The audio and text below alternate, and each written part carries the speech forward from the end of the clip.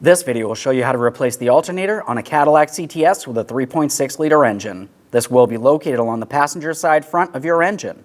Let's get into it. Okay friend, let's get started on the replacement of our alternator. Now something that I will note is we will have to make our way under the vehicle, so make sure you're in a safe area to do so. Before we start removing anything, we're going to start by disconnecting our negative battery terminal. Use an 8mm. We're going to turn this counterclockwise until it's fully loosened and we can set the terminal end aside.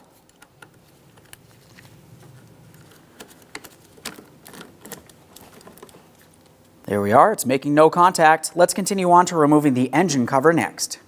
To remove the upper engine cover, along the driver's side of the engine cover, you're going to find your engine oil cap. Take hold of that, we'll turn it counterclockwise. Just a quick inspection of the seal, of course. If it looks like it's cracked or damaged, it's always a good idea to replace it. Take hold of the engine cover. We're going to lift it up and away from the engine. After removing the cover, reinstall the engine oil cap. We don't want anything making its way inside the engine oiling system. Now we're looking down along the passenger side front of the engine.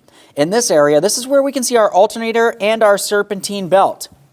Before removing the belt, just pay attention to the routing. You're going to find that it goes over some pulleys and under and around others. Now that we've paid attention to that, let's go ahead and make our way to the tensioner here. As far as the tensioner, looking here, you can see that there's a square notch. This is for a 1/2-inch drive ratchet. You can use a serpentine belt tool as well. I like to use a short 1/2-inch drive ratchet because there's minimal space in this area.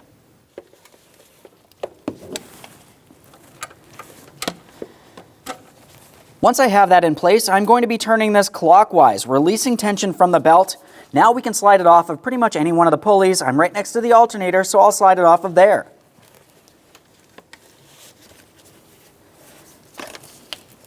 There we are, let's just set that belt aside. As we make our way just behind where our front wheel is, towards the engine, we'll follow the exhaust upward. We're making our way up above the subframe, and in this area is where I can see my alternator. Looking at the alternator, we need to disconnect our red positive wire. Typically, you're going to find you have a rubber protective boot. Separate that boot from the area. Once you have it pulled away, it's going to expose a mounting nut. We'll remove that and the wiring. Do not complete this step unless you've confirmed that you have definitely disconnected the negative battery terminal. To dislodge this boot, typically you can take hold of it by hand. Otherwise, you could also use a small angled pick if necessary.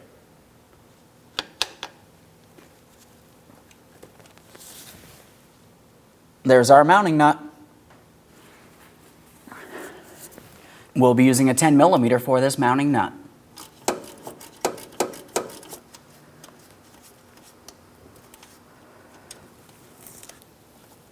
There's that mounting nut.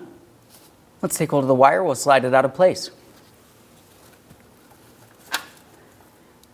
Once you have that dislodged, just a quick inspection. We want to make sure there's no damage or corrosion. Obviously, we will be cleaning this up prior to installation. For now, we want to set it aside. Looking just behind that area, or I guess you'd say in front of it, as far as being in front of the vehicle, this is the next connector we're going for, and we can see the locking tab right out in the open. You want to go ahead and squeeze in on that locking tab and lift this up and out of place. If you find you have a hard time squeezing the tab, you could also carefully use a small prying device on the other end of the tab and pry out and away.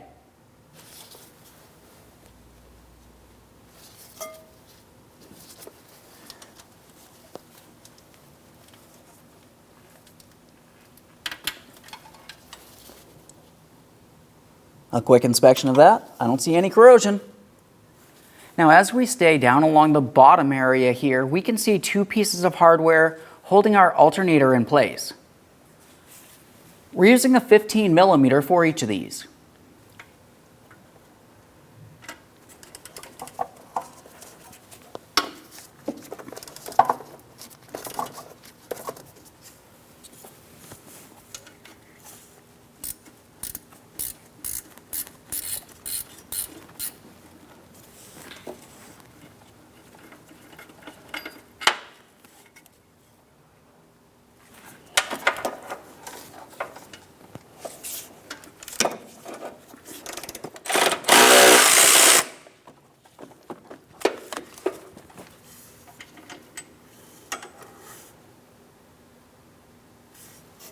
Now we're done inside of this area, but we're going to start removing the engine mount from our subframe. We don't have to completely remove the mount itself, but we do have to dislodge it from the subframe.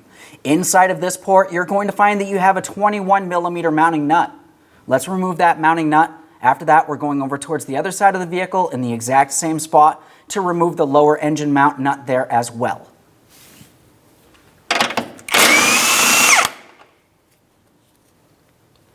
There's that one. Let's go over to the other side.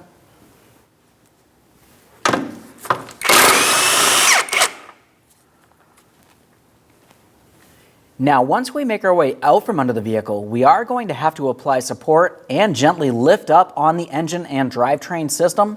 So with that said, I'm going to be using a small piece of wood and a jack directly along the oil pan. I like to come along the front edge when I do this. Typically, I don't like to go along the center. I don't want to apply pressure in an area that might be weak. So this is approximately where I'll be. Now with that said, let's make our way out from under the vehicle. Let's get our jack in place here. This is looking good. At this point, I'm going to carefully start raising this up.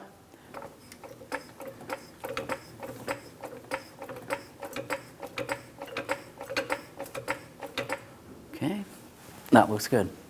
Now that we have the engine safely raised to the proper height, let's continue on with our last piece of hardware holding the alternator in place. Now this is a 15mm headed bolt, just like the other two.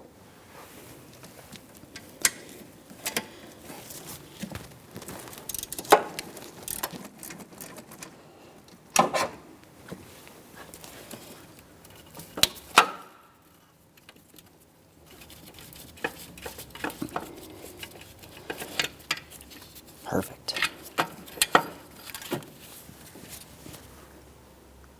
After removing the hardware, let's take hold of the alternator. We're going to carefully pull it up and through this area.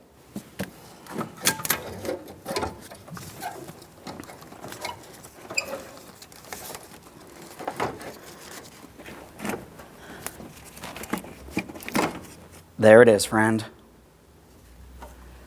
Now, during the removal process, I had mentioned when we removed our red power wire, we're going to clean it and inspect it prior to reinstalling it.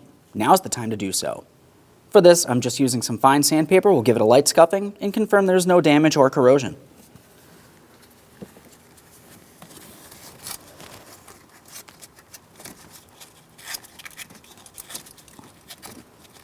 Now, obviously, it's your vehicle. Clean it as well as you deem fit. This looks as though I'll make good contact with my alternator, so I'll continue on. Let's clean along the mounting areas for the alternator. We have one mounting bolt poured up along the top and two down along the bottom. Just use my wire brush for that. That one looks good. Make our way down to the next two. Those two are just side by side.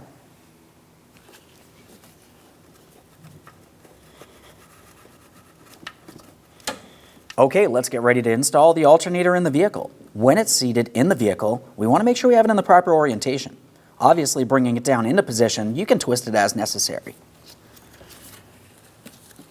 As we start bringing it down, we're being aware of our coolant hose and, of course, our wiring harnesses. You can flex things as necessary. Just be extremely careful not to cause any damage.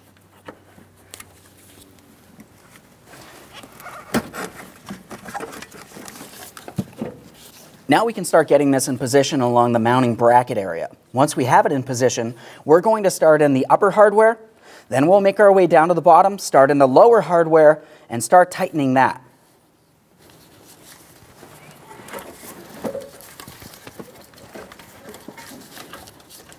Careful not to damage that belt.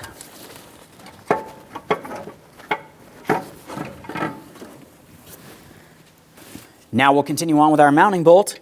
As far as the mounting bolts, go ahead and start it in through the alternator path here where it would go through. Now I have to align the mounting points so I can start in that bolt. Now I have that bolt started in. I am not tightening it yet. At this point, as I mentioned before, we need to carefully make our way under the vehicle, and we're going to start in each of the two pieces of hardware. Once we have those started in, we can snug and torque those into place. Before we make our way under the vehicle, release pressure from underneath the engine. You can go ahead and remove that jack.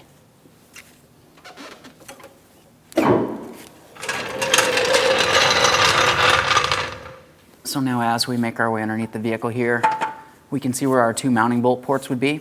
Clearly the one towards the rearward side on the bottom is the longer of our two lower bolts. So we'll start that in, continue on to the next lower bolt.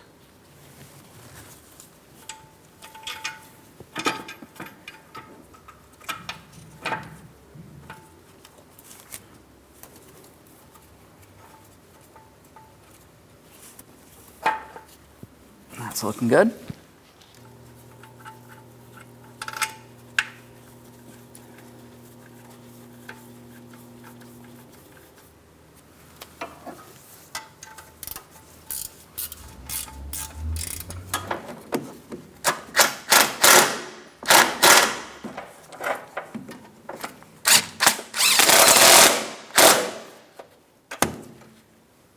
Now, once you have both of those bolts bottomed out, torque each of them to 37 foot-pounds.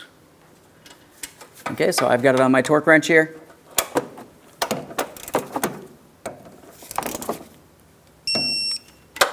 There's that one. Now we've torqued both pieces of lower hardware. Generally, I would make sure I torque each piece of hardware in place, but before we make our way up top to do that, we might as well finish up down along the bottom area. So we're continuing on with our electrical connector and our electrical wiring harness as well. So looking along the back side of the alternator, we can see where our large power wire will go, but we're starting with the electrical connector. As far as that electrical connector, we're going to line it up, make sure the locking tab is facing rearward towards the rear of the vehicle, press it down, listen for a click, make sure it's secure.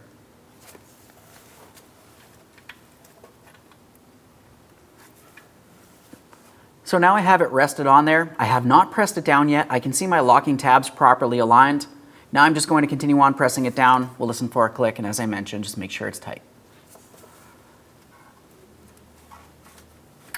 There's that click, and it's secure. Now let's go ahead and secure that power wire.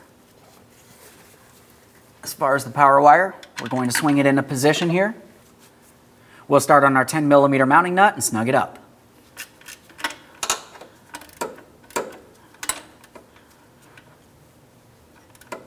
Okay, right there is bottomed out. Let's take it a tiny bit further. We'll take hold of that power wire, confirm it is secured, it should not move around in any way, and protect it with its protective rubber boot.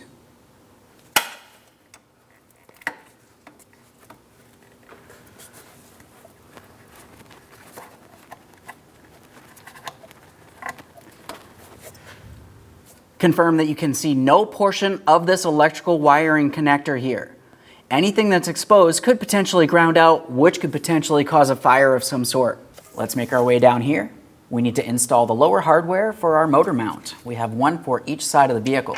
Start them in, snug them up, torque those to 59 foot-pounds. All right, let's go over to the other side.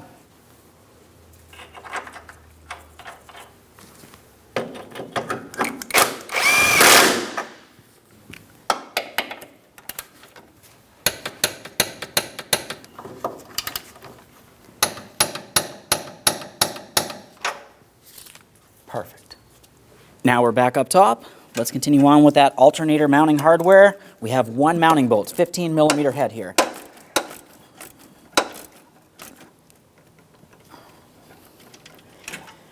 The torque for this is the same as the lower bolts, 37 foot-pounds.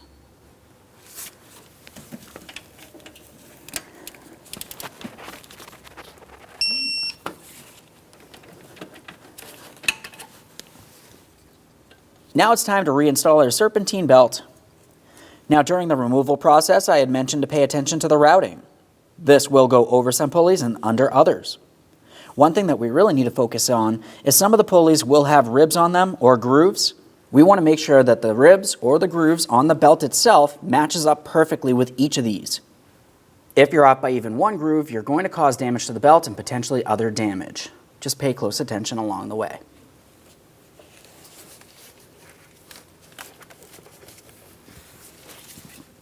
Pivot that tensioner, slide it into place. Now what I did here is I left the belt off so you can see what I'm talking about. If for some reason the belt was seated like this, As we start the vehicle and everything starts to turn, this is going to either get damaged or walk off and potentially cause other damage. So just as I mentioned, pay close attention, make any adjustments as necessary.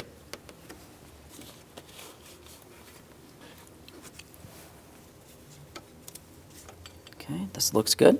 Now I'm just going to go ahead and follow the belt around all other pulleys, confirming it looks like it's seated properly. Once I've confirmed that, I'm going to remove my serpentine belt tool. As I mentioned, I'm just using a 1/2-inch drive ratchet here.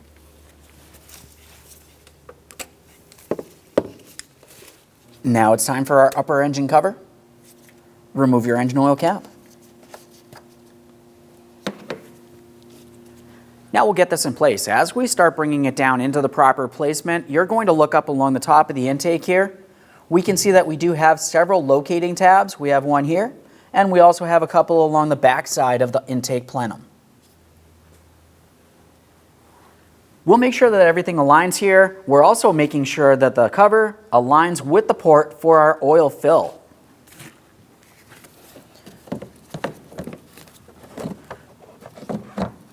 Okay, that feels like it's seated properly. Just a couple light taps all the way around. Make sure it's secured so it's not vibrating around while you're driving down the road. Reinstall your engine oil cover. Make sure that's secure. Let's reconnect the negative battery terminal. 8mm to tighten that up.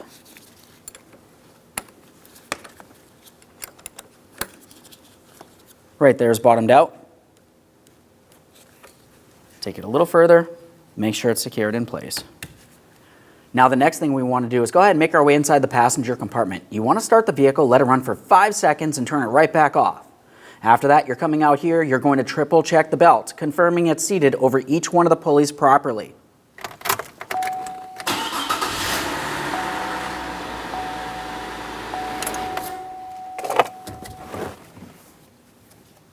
Okay. As you can tell, this is perfect. Thanks for watching. When only the best will do, demand TRQ. The only company that lets you view before you do. TRQ is committed to offering the highest quality aftermarket auto parts that are engineered for peace of mind. Thanks for using and viewing with TRQ.